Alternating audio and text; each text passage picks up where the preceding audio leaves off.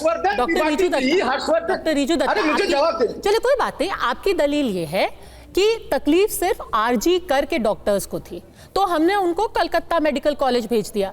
अब मैं आपको एक वीडियो दिखाती हूं कि आज कलकत्ता मेडिकल कॉलेज में जब आपके एक मंत्री और विधायक पहुंचे, आपके मंत्री जावेद अहमद खान, वो वीडियो दिखाएं प्लीज, और आपके विधायक स्वर्ण कमल साहा आज कलकत्ता नेशनल मेडिकल कॉलेज गए, तो उनको भी नारेबाजी का सामना करना पड़ा, क्योंकि वहां के भी डॉक्टर ये नारे लगा रहे थे कि डॉक्टर संदीप घोष को यहां पर क्यों भेजा गया है, उनको उधर से हटा के यहां क्यों भेजा गया है। तो अब तो डॉक्टर कह रहे हैं कलकत्ता मेडिकल कॉलेज में हटाइए, हटा देंगे।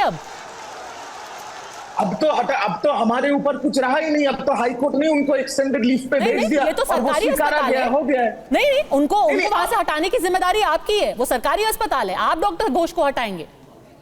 अरे डॉक्टर घोष को वहां पर तो आज ज्वाइनिंग का बात था, उसके पहले ही ऑनरेबल हाई कोर्ट ने बोला उनको एक्सटेंडेड लीव पे चले जाने के लिए, उन्होंने वो कागज जमा कर दिया, वेस्ट बंगाल गवर्नमेंट उनको एक्सेप्ट कर लिया, तो अभी हटाने का तो सवाल ही नहीं आता है। अदालत का हाई कोर्ट को करना पड़ा, ये भी सोचिए कितना शर्मसार कर। अरे पद्मजा जी, अभी मुझे जवाब देने का मौका मिलेगा या नहीं मिलेगा? उनको वक्त मुझे जवाब मिलेगा कि नहीं मिलेगा? बोलिए। अब सुन लीजिए, जो यहाँ पर बड़े बड़े बैठ के ज्ञान दे रहे हैं ना, जब पद्मजा जी आपने मणिपुर का सवाल उठाया तो उसको दो जनजाति का मारामारी बता के उसको साइड कर दिया गया। मैं पूछना चाहता हूं कि जो लोग आज ममता बनर्जी के ऊपर उंगली उठा रहे हैं कि उनके राज्य में हुआ तो उनको मतलब उनको कुर्सी छोड़ देनी चाहिए, तो जब किसी बाबा के राज्य में उन्नाव हतरास होता है उसका क्या करना चाहिए? कान पकड़ के उसको कुर्सी छोड़ना चाहिए। फिर उस बारे में क्यों नहीं बात होती है? एक दूसरा, सुधांशु जी ने कहा कि ऐसे ऑर्डिनेंस नहीं होता, 7 दिन नहीं होता। अभिषेक बनर्जी ने कहा इन्वेस्टिगेशन के बाद फास्ट ट्रैक कोर्ट में। और सुधांशु जी, आप लोग ऑर्डिनेंस ला सकते हैं एक दिन में अरविंद केजरीवाल से सारा क्षमता लेके एलजी को देने के लिए, पर आप रेपिस्ट को और मर्डरर को आप लोग ऑर्डिनेंस नहीं ला सकते फांसी पे लटकाने के लिए, क्योंकि सालों साल सुधांशु जी आपके बाजू में ब्रिजभूषण शरण सिंह बैठता था पार्लियामेंट के अंदर में।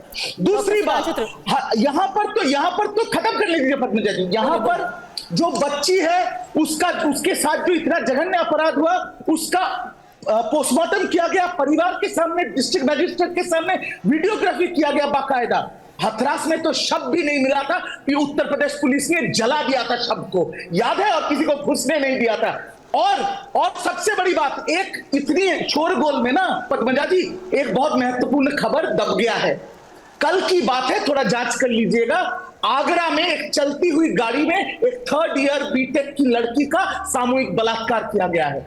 आज एक और लड़की का उड़ीसा में बीजेपी शासित राज्य में बलात्कार कर दिया गया है। पर इतने शोरगुल में और राजनीति के कीचड़ उछलने में हम लोग ये सब दबा देते हैं। मैं ये नहीं चाहता था कि राजनीति हो, मैं चाहता था एक सोल्यूशन निकले इस डॉक्टर दत्ता, आपका गुस्सा बिल्कुल वाजिब है, बिल्कुल जायज है।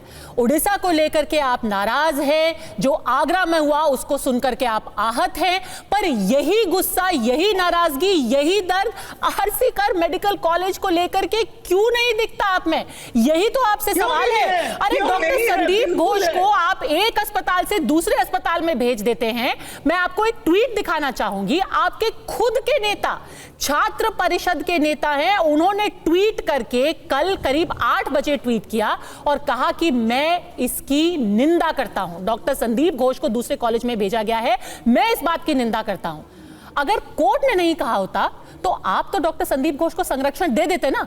आपको नाराजगी होती है हाथरस पे, उन्नाव पर, ब्रिजभूषण शरण सिंह पर, बिल्कुल सही बात है, बिल्कुल वाजिब है, पर कलकत्ता पे आप इस तरीके से चुप नहीं रह सकते ये कह के। अरे डॉक्टर त्रिवेदी से पूछो, अरे योगी आदित्यनाथ से पूछो, हम पूछते हैं उनसे, पर आपसे भी पूछा जाएगा, संदेश खाली पे भी पूछा जाएगा और कलकत्ता पे भी पूछा जाएगा। बिल्कुल बिल्कुल बिल्कुल। मैं सिर्फ इतना कहूंगा कि आज जब संदीप घोष का चार्ज लेने का बात था तो वो नेशनल मेडिकल कॉलेज नहीं गए, उनसे पहले हमारे मंत्री गए आंदोलनकारी डॉक्टर्स से बात करने के लिए। क्या आप लोग उनको अलाउ करेंगे?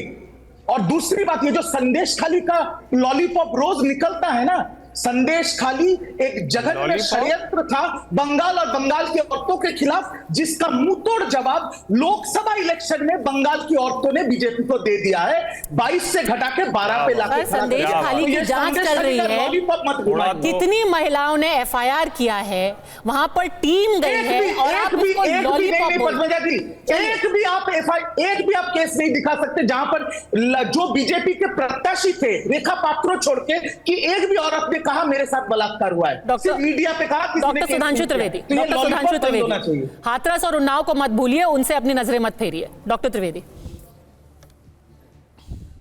देखिए, मैं बात बहुत गंभीरता से कह रहा हूं रिजू दत्ता जी, आपके तीनों बिंदुओं का जवाब देता हूं। मैंने पिछले ही वक्तव्य में कहा कि मैंने तो ये कभी नहीं कहा कि हमारे राज्य में कोई अपराध नहीं हो सकता। अपराध का होना एक विषय है और अपराध के ऊपर जो प्रतिक्रिया है वो दूसरी विषय है। मैंने आपको जो उदाहरण दिए वो मैंने कहा। क्या हमारे किसी नेता ने कहा लड़कों से गलती हो जाया करती है? क्या हमारे किसी नेता ने कहा कि बलात्कार हुआ ही नहीं? आजम खां स्तर के व्यक्ति ने, और फिर कोर्ट को कहना पड़ा कि बिना शर्त माफी मांगो। बुलंदशहर बलात्कार कांड 2017 माफी मांगनी पड़ी।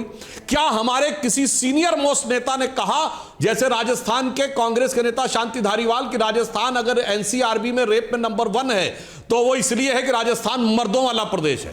क्या हमारे किसी मुख्यमंत्री ने कहा कि अधिकांश केस फर्जी होते हैं? ये प्रतिक्रिया, या हमारे किसी सरकार ने किसी संस्थान में बलात्कार के आरोपी को तुरंत दूसरे संस्थान में नियुक्त किया, ये दर्शाता है। सवाल इसके ऊपर है, आपके ऊपर। और मैं एक और बात कहना चाहता हूं, फिर आपने मजाक की बात कही। बहुत दुख होता है कि तृणमूल कांग्रेस ऐसे संवेदनशील मामलों पे मजाक करती है। वो कहते हैं 7 दिन में फास्ट ट्रैक कोर्ट में फांसी का विधेयक लाना चाहिए, जो कि सीबीआई को रिकमेंडेशन 7 मिनट नहीं चाहिए, 70 सेकंड चाहिए साइन करने के लिए। वो तो साइन करने को तैयार नहीं होते हैं। और यह निर्लज्जता की पराकाष्ठा है कि वो कहते हैं कि 7 दिन के अंदर फांसी देने का हो। तो ये मैं ये बताना चाहता हूं, सुनिए, देश में न्यायिक प्रक्रिया की गति क्या रहती है। हम ऐसे नया जो विधेयक लाएं उसके बाद अब ये 8-10 साल में स्थिति सुधर जाएगी। याद करिए, श्रीमती इंदिरा गांधी जी की हत्या उनके घर के अंदर हुई थी, तो सबूत सारे एकदम साफ थे। प्राइम मिनिस्टर की हत्या प्राइम मिनिस्टर के घर के अंदर, और कितने साल लगे थे जजमेंट आने में? जबकि उसके बाद उनकी पार्टी ने, उनके बेटे की सरकार थी। रिजू दत्ता जी न याद हो तो बता दूं, 1989 5 साल लगे, क्योंकि सबूत, दलील, ये वो। तो आपने जो किया है, ये मैं कह सकता हूं बहुत दुखद है कि इस प्रकार का बयान तृणमूल कांग्रेस अभिषेक बनर्जी का, वो ऐसे मैटर के ऊपर मजाक उड़ाने वाला बयान है कि जो 7 सेकंड में सिग्नेचर कर देना चाहिए। सीबीआई रिकमेंडेशन तो करते नहीं और कहते 7 दिन में अध्यादेश लाओ और फलाना। और मैं एक और बात कहना चाहता हूं, लॉ एंड ऑर्डर तो स्टेट सब्जेक्ट है ना, अपने राज्य में ले आइए, कौन रोक रहा है? आप अपने राज्य में तो किसी चीज को कानूनी गैर कानूनी घोषित कर सकते हैं। जैसे हमने धर्मांतरण को अपने राज्यों में घोषित कर दिया, आप भी घोषित कर दीजिए। हमने लव जिहाद को अपने राज्यों में घोषित कर दिया, आप भी घोषित कर दीजिए। यह होता है खाने के दांत और दिखाने के दांत और।